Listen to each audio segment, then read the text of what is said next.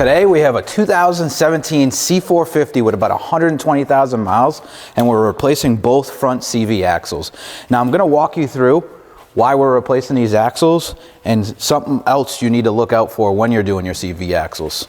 So we're replacing the CV axles because the boots are torn. Now the customer actually purchased these from Mercedes, so we're installing them. We like when customers supply Mercedes only parts. It makes it easy for us.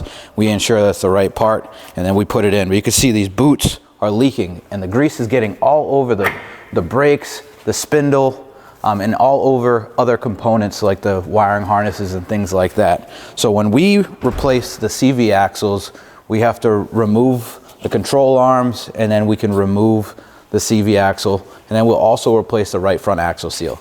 Now when we go on the left side, the problem we run into is the intermediate shaft. So this is your intermediate shaft. This shaft actually goes all the way through the engine, through the oil pan, to the differential at the right front. Now this CV axle actually sits on this intermediate shaft, and what happens over time, it gets rusty and they get seized. You can hammer this thing for days and it won't come off.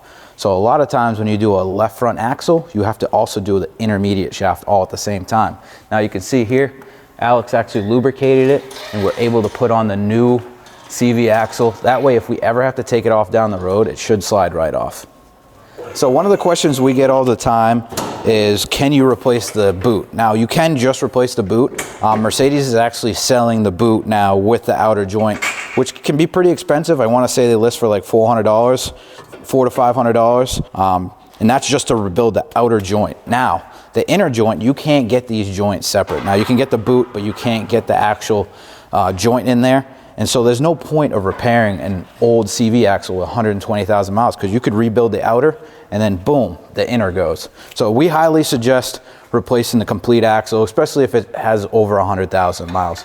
Now, one other tip that we highly suggest doing, when you have this right front axle out, 100% you need to do the right front axle seal, but also it's a drain and fill. So drain out that front differential, put new fluid in there, because there's no service interval on those. So we highly suggest doing that.